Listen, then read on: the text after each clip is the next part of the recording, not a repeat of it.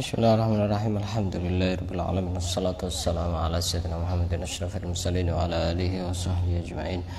Subhanaka la ilma lana illa ma 'allamtana innaka antal alimul hakim. Qala rabbi shrah li sadri wa yassir li amri wahlul 'uqdatam min lisani yafqahu qawli. Nawaitu ta'alluma wa ta'allima al-ifadata wal istifada wa tadhakkura wa tadhkira wa nafa'a wal intifa'a wal hasala tamassuku bi kitabillah wa sunnati rasulih والدعاء إلى الهدى والدلالة على الخير ابتغاء مرضاته وقربه وثوابه سبحانه وتعالى.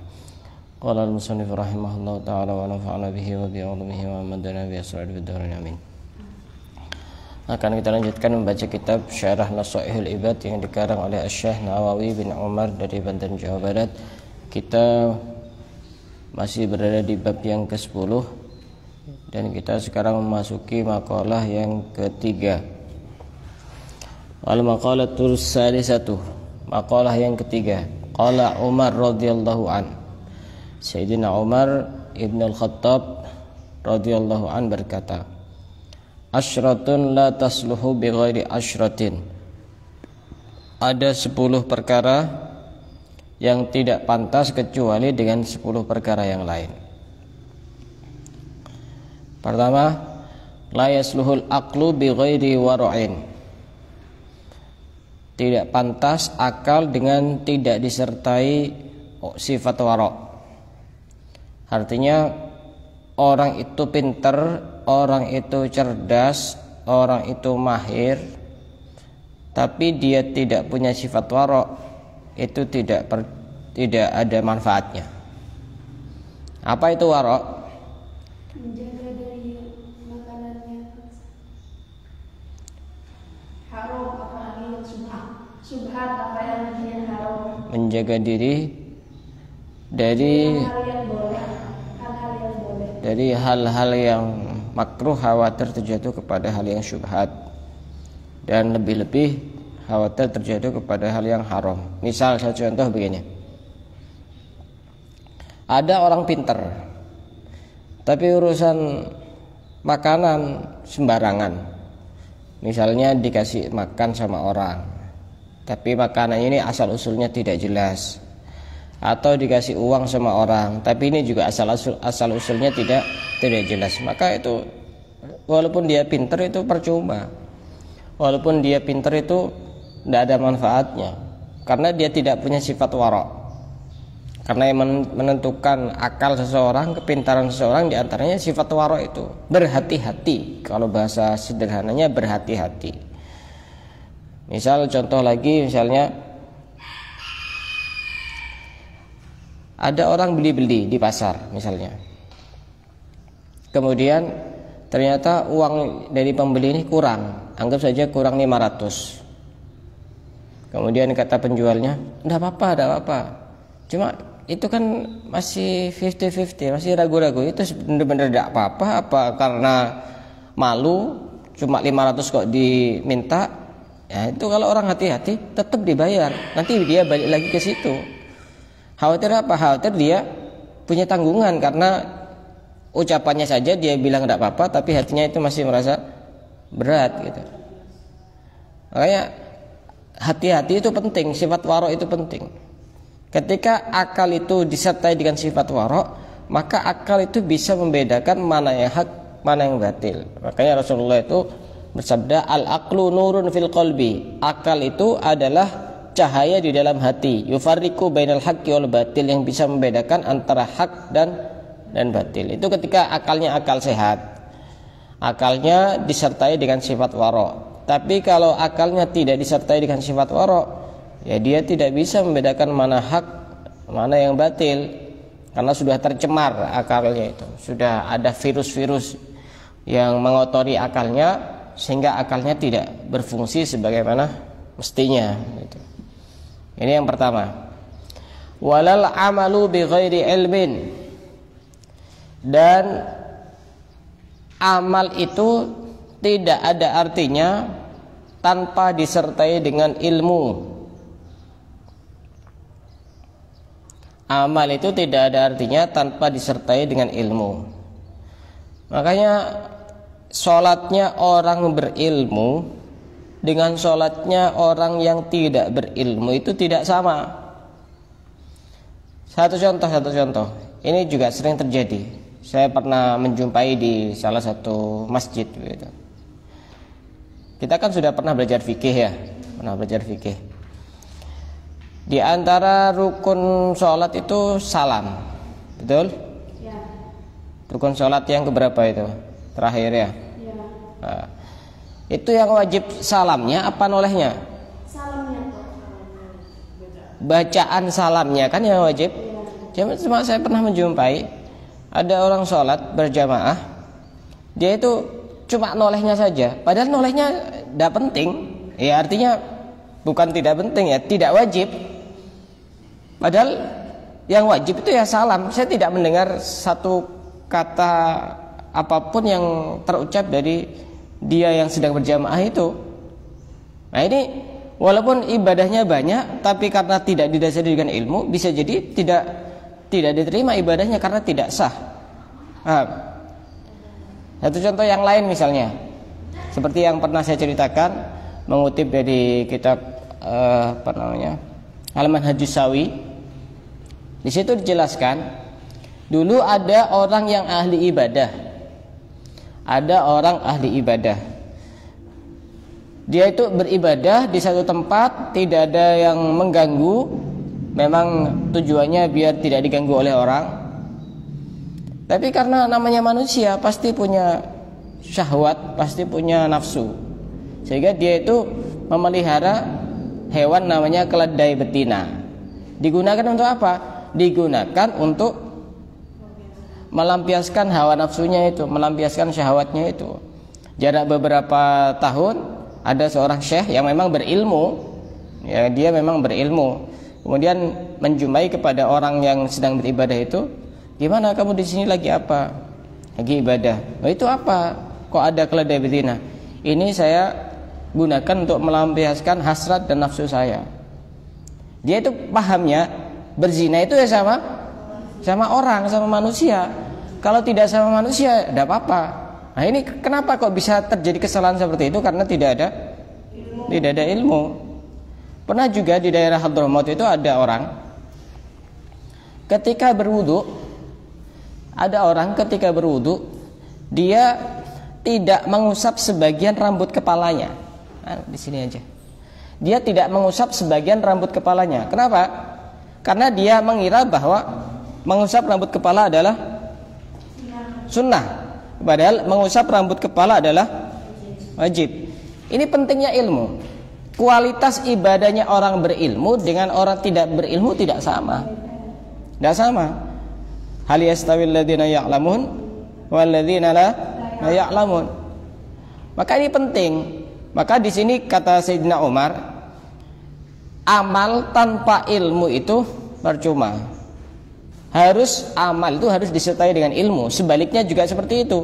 Ilmu harus disertai dengan amal. Contoh yang lain. Misalnya apa? Yang pernah ngelihat di masyarakat apa contohnya? Misal cara pakai mukena, misalnya ya, cara pakai mukena. Di dalam sholat auratnya perempuan itu kan seluruh tubuh kecuali wajah dan telapak tangan. Nah, kalau kita belajar fikih, batasan wajah itu adalah kalau dari atas, dari tempat tumbuhnya rambut sampai ujung dagu di sini.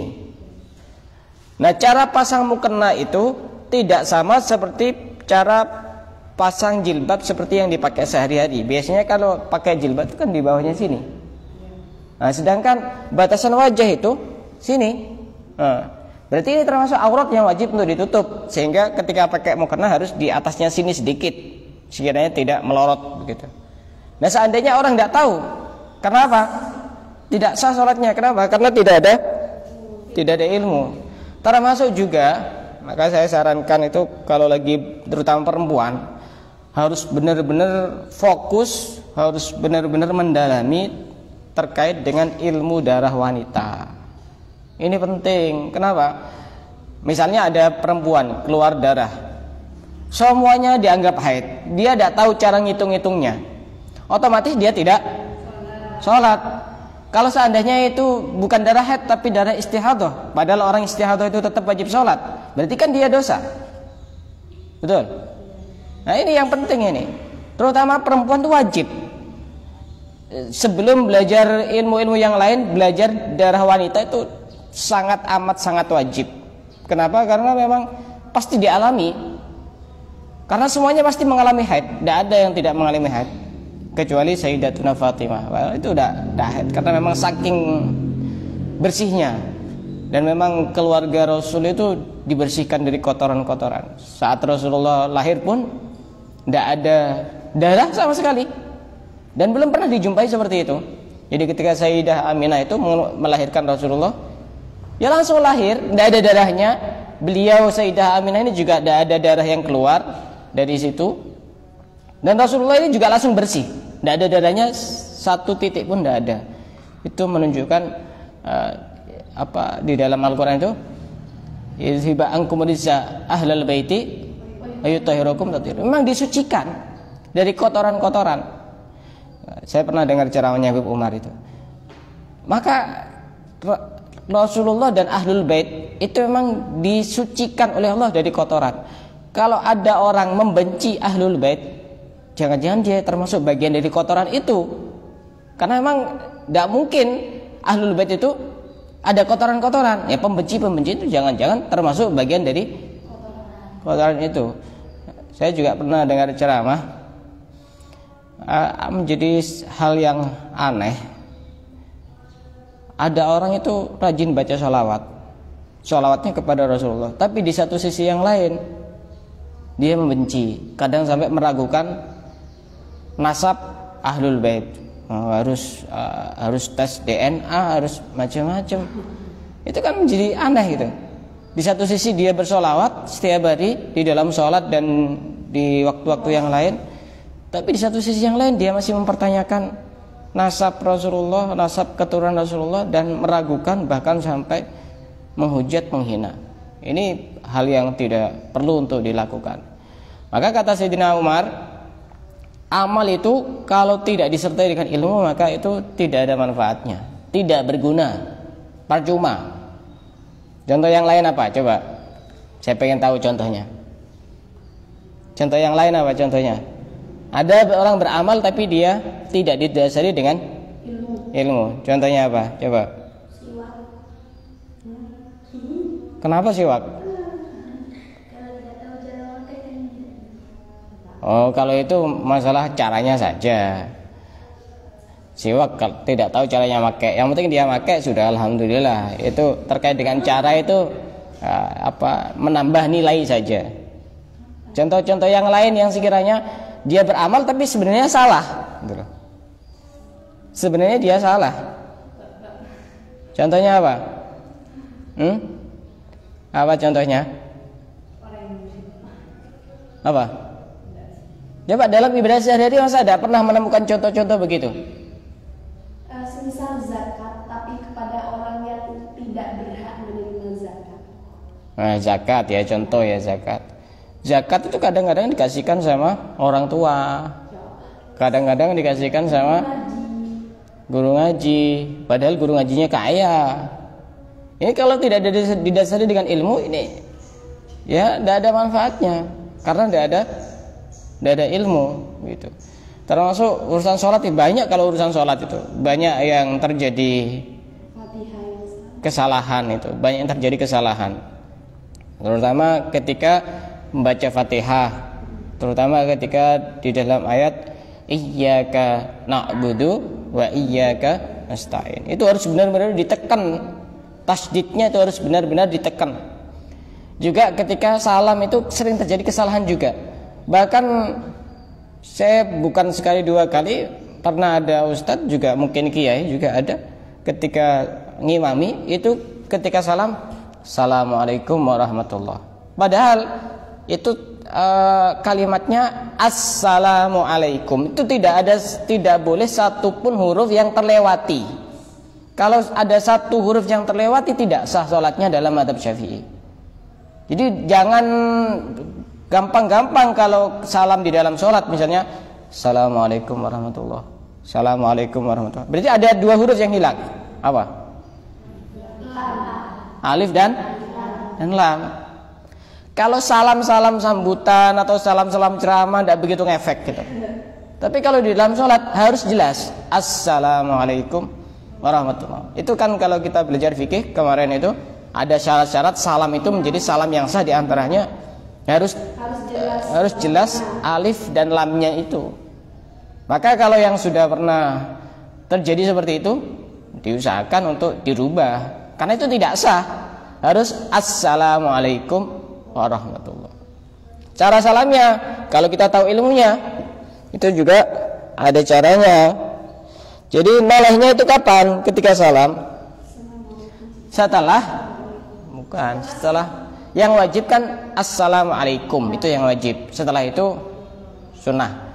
Jadi ketika noleh itu ketika sudah selesai di mimnya assalamualaikum. Assalamualaikum warahmatullahi. Biasanya orang itu kan assalamualaikum warahmatullahi, gitu kan? Ya. Yang lebih tepat, walaupun ini bukan hal yang wajib. Jadi ketika assalamualaikum baru kemudian noleh. Jadi nolehnya itu sudah lepas dari rukun-rukun sholat itu. Nah ini hal-hal yang kelihatan sepele tapi penting. Makanya kata Sayyidina Umar, amal itu tidak ada manfaatnya kalau tidak disertai dengan ilmu. Dikuatkan oleh hadis Rasulullah, afdhalul a'mal al ilmu billah. Sebaik-baik amal adalah ilmu tentang Allah. Innal ilma yanfa'uka ma'ahu qalilul amali wa katsiruhu. Ilmu itu bisa bermanfaat untukmu ketika beramal, baik yang sedikit maupun yang banyak. Wa innal jahla la yanfa'uka ma'ahu qalilul amali wa la katsiruhu. Tapi kalau orang itu tidak punya ilmu, mau amal sedikit, mau amal banyak, ya tidak ada manfaat. Tidak ada manfaat. Coba orang tidak ngerti, anggap saja rukun-rukun sholat. Setelah sholat fardu, sholat sunnah sampai berapa ratus rakaat. Tapi dia tidak tahu apakah sholatnya benar apa tidak benar. Begitu. Makanya penting, yang paling penting kalau harus belajar agama. Makanya saya itu kalau ada orang yang sudah dewasa, anggap saja umur 17, 20 dan sampai di atasnya itu, pengen belajar ilmu agama secara mendetail, mulai dari dasar nahwu shorof, saya tidak mau.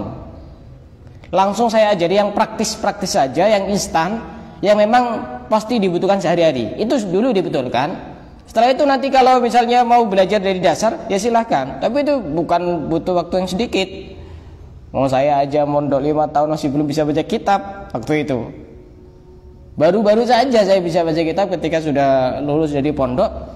Saya hanya mikir, betul saya waktu itu mikir, saya lulus mondok ini kok belum bisa baca kitab ya. Kalau belum bisa baca kitab, ya apa bedanya sama yang tidak mondok itu? Saya berpikir keras waktu itu. Setelah itu kemudian saya berangkat ke Hadramut, ke Yaman itu, sedikit demi sedikit berkembang. Tapi itu juga tidak lepas dari ilmu yang saya dapatkan dari pondok. Semua guru itu sama, punya peran penting. Dan jangan sampai kita melupakan guru siapapun itu, walaupun guru yang pernah mengajarkan kita alif bata, mengajarkan kita Al-Quran, itu kadang-kadang dilupakan. Kadang murid itu kalau sudah setara dengan gurunya, baik dari segi ilmu, baik dari segi gelar, baik dari segi jabatan, kadang sudah lupa cara menghormati gurunya, lupa caranya cium tangan. Bukan lupa, tapi sudah terkontaminasi hatinya karena jabatan, karena ilmu yang lebih tinggi, karena ya kalau kita kan sering, mungkin ya di zaman sekarang terutama guru-guru ngaji Quran itu, muridnya bergelar S1, S2, gurunya tidak pernah kuliah.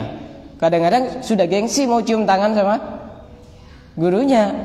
Padahal itu ya pasti orang yang paling berhak untuk ditakzimi itu beliau-beliau itu.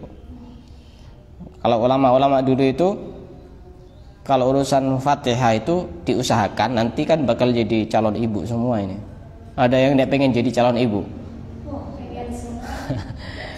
Kalau bisa nanti kalau sudah punya anak itu, urusan Fatihah itu diajari sendiri oleh orang tuanya. Jangan diserahkan kepada guru ngaji. Bukan tidak boleh, Kalau orang tuanya bisa ngajari, ajari sendiri. Kenapa? Karena Fatihah pasti dibaca pada saat sholat. Nanti jadi yang dapat pahala itu orang tuanya. Selebihnya kalau misalnya orang tuanya nggak punya waktu, ya masukkan ke TPQ, masukkan ke madrasah, serahkan kepada guru ngaji, tidak ada masalah. Lebih-lebih orang tuanya bisa ngajari Al-Quran dari nol sampai bisa baca. Di luar itu hanya sekedar tambahan saja, padahal sebenarnya bisa baca dari orang tuanya. Itu jauh lebih bagus gitu. Jadi orang itu kalau bodoh, mau amal sedikit mau amal banyak, tidak ada manfaatnya. Yang berikutnya, yang keberapa? Ketiga ya. Yang ketiga, walal fauzu bighairi khasyatin. Keberuntungan itu tidak ada manfaatnya tanpa disertai takut kepada Allah. Keberuntungan baik dari segi harta, jabatan, pangkat, atau dia terhindar dari bencana, tapi hatinya tidak takut kepada Allah, maka itu tidak ada manfaatnya. Misalnya ada orang kaya, kayanya sudah termasuk paling kaya. Beberapa hari yang lalu saya lihat di medsos itu ada orang Jawa Barat kalau tidak salah, kaya betul. Tapi kayaknya dia peduli. Urusan niatnya kita tidak usah mikirkan niatnya orang, hatinya orang tidak tahu. Sampai bisa mengumrohkan 1000 orang dari tetangga-tetangganya. Itu di daerah Jawa Barat. Tidak tahu siapa namanya, saya lupa. Berarti itu kekayaan yang manfaat karena bisa mensejahterakan orang. Tapi kekayaan itu kalau dia tidak ada disertai dengan takut kepada Allah, misalnya dengan kaya dia sembarangan mendolimi manusia, maka itu tidak ada manfaatnya. Tidak ada manfaatnya sebuah keberuntungan, apapun itu jenisnya keberuntungan, kalau hatinya tidak takut kepada Allah, tidak ada. Makanya Rasulullah itu berpesan dalam satu hadis, la yadkhulun nar man baka min khasyatillah. Tidak akan masuk neraka orang yang takut menangis karena takut kepada Allah. Tidak akan masuk neraka. Hatta yali jalla banu fid dor'i, sampai air susu itu masuk ke tempatnya. Mungkin apa tidak mungkin? Tidak mungkin. Berarti orang itu pasti masuk ke dalam, tidak akan masuk ke dalam neraka. Berarti masuk surga. Kapan dia bisa masuk neraka? Sampai air susu itu, susu sapi itu masuk kembali. Pernah lihat susu masuk lagi? Hal yang mustahil secara akal, walaupun bagi Allah sangat mungkin sekali. Yang keempat, wala sultanu bi ghairi adlin. Pemimpin tanpa adanya keadilan, maka itu tidak ada manfaatnya, percuma. Dipesankan oleh Rasulullah, ahabbun nasi ilallahi ta'ala yaumal qiyamah wa adnahum minhu majlisan imamun adilun. Orang yang paling dicintai oleh Allah pada hari kiamat dan orang yang paling dekat dengan Allah pada hari kiamat adalah pemimpin yang adil. Makanya jadi pemimpin itu ya berat, karena balasannya itu dekat dengan Allah pada hari kiamat, termasuk orang yang dipedulikan oleh Allah pada hari kiamat. Tapi kalau jadi pemimpin tidak adil, ya dia termasuk punya potensi yang sangat besar untuk jauh dari Allah, untuk masuk ke dalam neraka. Makanya beliau melanjutkan, wa abghadun nasi ilallahi ta'ala yaumal qiyamati wa ab'adahum minhum majlisan imamun jairun. Sedangkan orang yang paling dibenci oleh Allah pada hari kiamat dan orang yang paling jauh dari Allah tempatnya pada hari kiamat adalah pemimpin yang dolim. Yang kelima, betul? 5 apa 6? Yang kelima, walal hasabu bighairi adabin. Dan tidak ada manfaatnya hasab. Hasab itu sebuah kelebihan, baik dari segi ilmu, keberanian atau yang lainnya, atau kekayaan, tanpa disertai dengan adab. Misal contoh, Ada orang berilmu, ilmunya tinggi, gelarnya sampai S3, kalau perlu sampai S4 misalnya. Ada? Enggak ada ya? Enggak ada. Misalnya sampai dia gelarnya profesor, tapi adabnya enggak ada. Sama tetangganya kurang baik, sama keluarganya kurang baik, enggak ada manfaatnya itu. Hasabnya itu kelebihan baik dari segi ilmu atau baik dari segi yang lainnya, enggak ada manfaatnya, kata Sayyidina Umar bin Khattab. Yang berikutnya, wala sururu bi ghairi amnin. Kebahagiaan itu tidak ada manfaatnya tanpa disertai dengan ketenangan hati. Tanpa disertai dengan ketenangan hati. Apa ada orang bahagia tapi hatinya tidak tenang? Banyak. Banyak. Misalnya orang kaya, ada orang kaya. Saking kayanya sampai emasnya itu begini. Kadang orang itu pakai apa-apa itu biasa-biasa aja. Kadang saya pernah lihat perempuan gitu ya, pakai kalung, pas pakai jilbab. Kenapa kok harus kalungnya ditaruh di luarnya jilbab gitu? Oh, promosi ya. Ya mau beli, beli omongannya. Gini, kadang sampai begini, gelangnya berjejer-jejer itu. Apa tidak berat apa gimana ya? Apakah pasti hatinya tenang? Belum tentu. Belum tentu.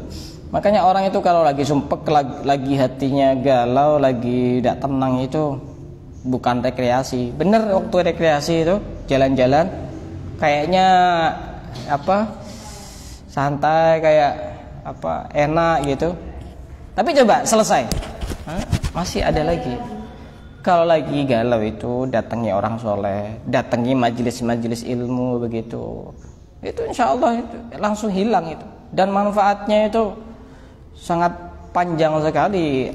Efek yang ditimbulkan dari sering hadir majelis-majelis ilmu, majelis-majelis maulid, majelis-majelis zikir, ketemu dengan orang-orang soleh itu sangat besar sekali. Dan bisa dirasakan itu. Maka orang itu kalau bahagia tapi tidak disertai dengan ketenangan hati itu ya tidak ada manfaatnya. Saya pernah baca juga, pernah lihat juga di medsos itu, di YouTube. Ada seorang perempuan kaya. Ternyata dia bosan dengan kekayaannya karena ternyata kekayaan tidak menjadikan hatinya tenang. Akhirnya dia mensedekahkan kekayaannya untuk bangun pondok, untuk bangun ini, untuk bangun itu. Itu berarti betul bahwa ketenangan hati itu tidak ada hubungannya dengan materi, tidak ada. Ketenangan hati itu lebih kepada bukan materi, tapi kita punya ilmu, punya teman yang baik, punya guru yang baik, dekat dengan orang-orang baik, itu menjadi tenang hatinya. Makanya dekat dengan orang soleh itu lebih besar pengaruhnya dibanding kita beribadah sampai jungkir balik. Dekat orang soleh 1 jam saja itu ngalahkan sama orang yang ibadah ribuan rakaat. Kalau pengen cara cepat itu sering dekat-dekat sama orang soleh. Tipe-tipe orang yang malas ibadah itu, kalau ada orang soleh deketi. Ada orang soleh datang, apalagi kita jarang ketemu, hadir. Kalau memang itu dibuka untuk umum, hadir. Karena itu lebih cepat untuk memperbaiki hati kita dibanding kita ibadah sampai jungkir balik, sampai ininya hitam, sampai ribuan rakaat. Tidak bisa ngalahkan sama dekat dengan orang soleh. Yang berikutnya, walal ghina bi ghairi judin. Kekayaan itu tidak ada manfaatnya tanpa disertai dengan kedermawanan. Kaya tapi pelit. Naudzubillah. Makanya kalau pengen jadi orang kaya, doanya harus lengkap. Ya Allah, saya pengen dijadikan jadi orang kaya. Harus ditambahi orang kaya yang ahli sedekah begitu. Kalau kaya saja tapi tidak peduli sama yang lain, nanti justru masuk di dalam hadis wal bakhilu ba'idun minallah. Orang yang talit itu jauh dari Allah. Ba'idun minan nas, jauh dari manusia. Ba'idun minal jannah, jauh dari surga. Qaribun minan, dekat dengan neraka. Bahkan lanjutan hadisnya itu, wal jahilus sakhi ahabbu ilallahi ta'ala minal abidil bakhil. Orang bodoh yang suka memberi kepada orang lain itu jauh lebih dicintai oleh Allah daripada ahli ibadah tapi dia pelit. Orang kaya itu kalau dia suka apa-apa gampangan gitu, seneng orang itu. Kemungkinan orang yang sering hilang uangnya, orang yang sering dicuri uangnya itu yang orang kaya tapi yang tidak peduli gitu. Tidak peduli sama orang lain. Seneng ya ngelihat orang kaya itu, seneng gitu. Jadi kadang-kadang saya pernah menjumpai itu, ada acara pengajian gitu. Dia tidak tahu kabar. Kok tidak dikabari? Tahu gitu kan saya nyumbang gitu. Alhamdulillah kalau begitu ada orang begituan kan. Marah-marah justru. Itu berarti orang kaya yang dermawan, yang manfaat. Yang berikutnya, yang keberapa? Yang ke-8. Walal fakru bi ghairi qanaatin. Tidak ada manfaatnya orang fakir tidak qanaah.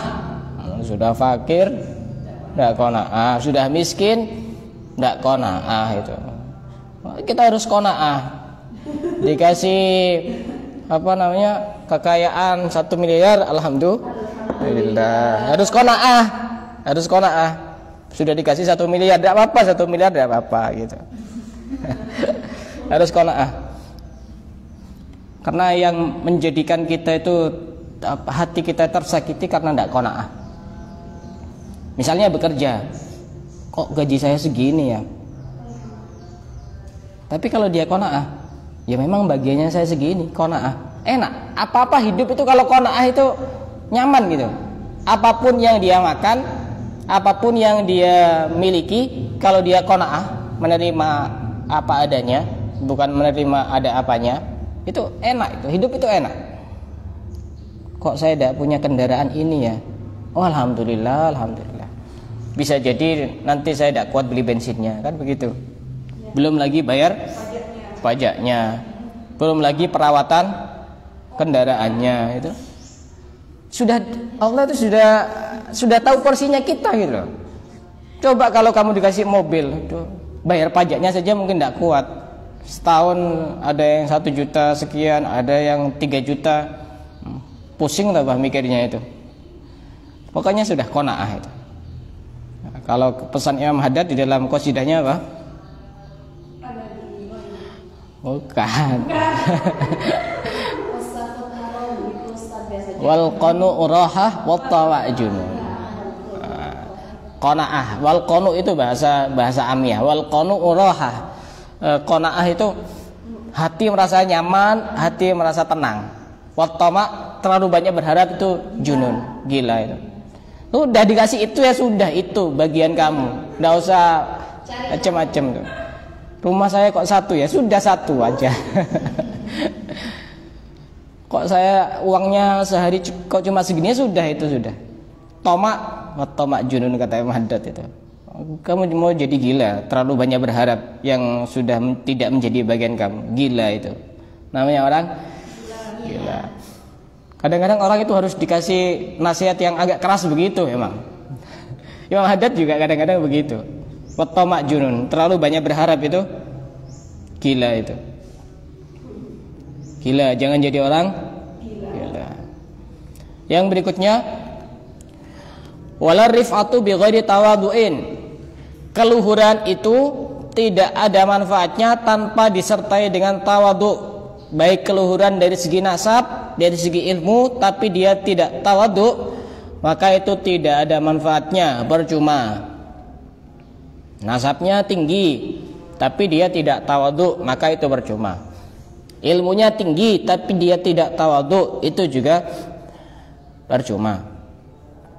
Dan yang ke-10, walal jihadu bi ghairi taufiqin. Dan tidak ada manfaatnya jihad. Jihad itu apa? Berjuang untuk menegakkan agama Allah, tidak harus perang itu, menegakkan agama Allah tanpa disertai dengan taufik. Taufik di sini artinya adalah melakukan hal-hal yang dicintai dan diridhoi Allah. Itu namanya taufik. Pengertian dari taufik. Berjuang memang berjuang, tapi tujuannya untuk nyari perhatian orang. Ini hal yang tidak dicintai sama Allah. Ya percuma kalau begitu. Akhirnya dia tidak ikhlas. Kita itu sekarang itu sudah nyaman berjuang itu. Berdakwah, ceramah itu enak sudah. Datang disambut tola al-badru alaina, pulang kasih berkat, pulang kasih amplop. Coba kita bayangkan Rasulullah dulu ketika berdakwah, berjuang, berdarah-darah itu, dilempar pakai batu, keningnya sampai berdarah, diusir macam-macam. Alhamdulillah kita itu masya Allah kayak orang dagang ya, dikasih suruh ceramah, pulangnya kasih berkat, kasih ini, kasih amplop macam-macam. Itu sudah enak itu, berjuang itu. Asal harus benar-benar ikhlas dan tidak perlu untuk pasang-pasang tarif begituan, tidak perlu. Kalau pasang tarif berjuang, ya apa bedanya sama orang jualan? Tidak perlu begituan, tidak perlu. Tidak perlu pasang tarif biar tidak mengurangi keikhlasan kita. Apapun yang terjadi, perjuangan Rasulullah jauh lebih berat. Perjuangan Rasulullah itu jauh lebih berat. Kita itu tidak ada apa-apanya. Saya pernah waktu itu ngisi di salah satu pabrik di Probolinggo. Enak pokoknya sekarang itu, tidak usah ngeluh orang berjuang itu. Pokoknya berjuang. Tidak bisa ngajar ya, support sama orang-orang yang bisa ngajar, bantu orang-orang yang dakwah itu. Bisa dengan tenaga, bisa dengan pikiran, bisa dengan medsos, sesuai dengan kemampuan kita. Jangan tidak berdakwah. Kita tugasnya itu kuntum khaira ummatin ukhrijat linnas. Kita itu sebaik-baik umat yang diperintahkan untuk dikeluarkan untuk manusia untuk berdakwah. Ta'muruna bil ma'ruf wa tanhauna 'anil munkar. Kita memerintahkan yang baik, mencegah kepada yang buruk. Saya pernah di Probolinggo Ramadan waktu corona itu, hari kelima kalau tidak salah, saya ditelepon kalau ada acara kajian sebelum menjelang berbuka puasa. Waktu itu mendadak karena yang sebenarnya ngisi itu tidak bisa. Dan saya berangkat karena itu adalah perintah dari guru saya. Udah sana macam-macam yang hadir, ada yang pakai jilbab, ada yang tidak pakai jilbab, ada yang muslim, ada yang non muslim, macam-macam, karena di pabrik, di perusahaan, di PT di Probolinggo. Udah pulang karena di sana pabrik ya, pabrik kayak nugget, sosis dan macam-macam. Saya dikasih 6 kardus besar-besar. Itu kalau dijual di Besukian itu satu kardusnya sekitar 200 sekian ribu. Kasih 6. Wah, banyak kan. Saya itu pulang dikasih sangu, kasih uang, tak hitung dari rumah. 1, 2, 3, 4. Kok banyak ini? Sampai dikasih 3 juta. Ini hal-hal yang seperti ini tidak kemudian merubah niat kita. Jangan sampai kemudian niatnya berubah. Saya padahal ngisi tidak sampai setengah jam, paling 20 menit kalau tidak salah, dikasih uang segitu. Dan ini dalam sejarah saya paling banyak segitu dikasih. Coba kalau di wilayah-wilayah sini paling lokalan begitu, kalau ngundang itu sekitar 750, 1 juta begitu biasanya, walaupun mereka ada pasang tarif, tapi itu biasanya begitu. Tapi berdakwah itu jangan sampai karena itu, berdakwah murni ikhlas karena Allah, dan berdakwah tidak ada manfaatnya tanpa disertai dengan taufik. Taufik itu apa? Melakukan hal-hal yang mendapatkan kecintaan Allah dan mendapatkan ridho dari Allah. Kalau tidak ada itu, percuma berdakwah, berjihad percuma. Harus benar-benar ikhlas karena Allah Subhanahu wa taala. Dan insyaallah pada pertemuan berikutnya kita akan melanjutkan maqalah yang keempat dari Sayyidina Utsman bin Affan radhiyallahu taala. Dan sedikit pengumuman, kalau besok insyaallah saya liburkan karena saya khawatir sibuk itu, karena malam Jumatnya ada acara pengajian di masjid itu. Barangkali Besok kemungkinan saya sholat subuh di sana, masih standby di sana, takut sibuk ini dan sibuk itu. Khawatir jam 6 masih belum balik lagi ke sini itu. Hanya perkiraan saya. Daripada tidak jelas begitu, besok saya liburkan dan masuk lagi hari Sabtu karena hari Jumat libur. Besok libur, hari Sabtu masuk. Wallahu a'lam bishawab. Bismillah.